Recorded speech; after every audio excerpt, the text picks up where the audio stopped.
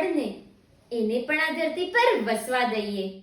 આશીર્વાદ બનીને વરસશે એક દિવસ જો વૃક્ષરૂપી વનરાજી હશે આ ધરતી પર.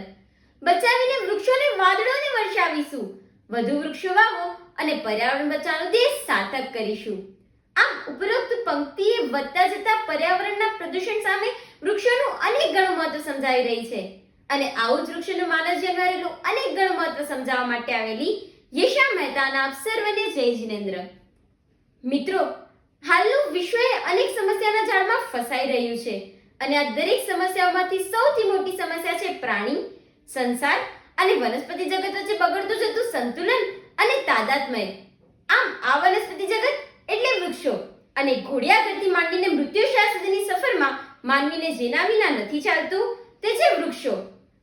વ્યક્તિ જન્મ લેતાની સાથે જ શ્વાસમાં જે ઓક્સિજન લે છે, તો બાળપણમાં જે ઘોડિયામાં સૂવે છે, બાલવાડીમાં જઈને જે પાટી પર પેનથી લખે છે, શાળામાં જઈને જે પુસ્તક પર પેન્સિલથી લખે છે અને ઓફિસમાં જઈને જે ટેબલ પર બેસીને આરામથી એકાઉન્ટિંગ કરે છે, તો આ દરેક વસ્તુઓ વૃક્ષની જ દેન છે. બીમાર પડે ત્યારે જે ઔષધિ લે છે, રોજબરોજ લેવાતી શાકભાજી, ઋતુઓ પ્રમાણે લેવાતા ફળફળાદી, ગુંદર, રાળ અને મૃત્યુશય પણ તો વૃક્ષોના લાકડાની જ દેન છે. આમ જીવનના દરેક તબક્કે માનવી વૃક્ષ અને વૃક્ષની પેદાશોના ઉપયોગથી ઘેરાયેલો છે. તે જોતા ખરેખર કહેવાનું મન થાય કે વૃક્ષે માનવીને જીવનના દરેક તબક્કે એક મિત્રની જેમ સહાયતા કરી છે.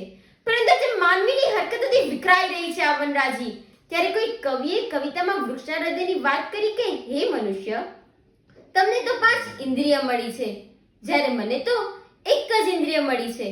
અમે તો કુણા કોમળ શરીરવાળા, નથી આપનું કંઈ બગાડ્યું. શા માટે તમારી મજા માટે આટલી મોટી સજા? અમે કાંઈ નથી બોલતા એટલે તમે મારા પ્રાણ લ્યો છો.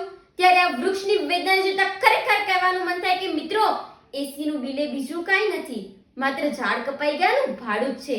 કે જો આ જ પરિસ્થિતિ રહેશે તો ગ્લોબલ વોર્મિંગની સમસ્યા વધતી જ રહેશે. કુદરતે તો વૃક્ષરૂપી ફ્રી લંચ આપ્યું જ છે. જરૂર છે તો માત્ર આપણી લાલચરૂપી ભૂખને નિયંત્રિત કરવાની. વળી જૈન ધર્મના આગમમાં વૃક્ષોને એકેન્દ્રીય સજીવ કહેવામાં આવ્યા છે અને તેમને માનવ સમાન દરજ્જો આપી તેમના બચાવની વાત કરવામાં આવી છે. કારણ કે જ્યારે સર જગદીશચંદ્ર બોઝે પણ નહોતું સાબિત કર્યું કે વૃક્ષી સજીવ છે, તે પહેલા જ છોડમાં રણછોડની ભાવના ધરાવતી આપણી સંસ્કૃતિ છે. તો જેવી રીતે આપણે એક બાળકને જન્મ આપ્યા બાદ તેની ઉછેર કરીએ છીએ, માવજત કરીએ છીએ, જાળવણી કરીએ છીએ, તેવી જ રીતે એક વૃક્ષને પણ જાળવીએ અને ભવિષ્યની પેઢીને સલામત રાખીએ. તે આશાના અંતમાં બસ એટલું જ કહીશ કે એકાદ વૃક્ષને આ પૃથ્વી પર અપલોડ કરી દઈએ, એકાદ વૃક્ષને આ પૃથ્વી પર અપલોડ કરી દઈએ. હજારો વાદળોના ટોળા આવી જશે લાઈક કરવા માટે, હજારો વાદળોના ટોળા આવી જશે લાઈક કરવા માટે.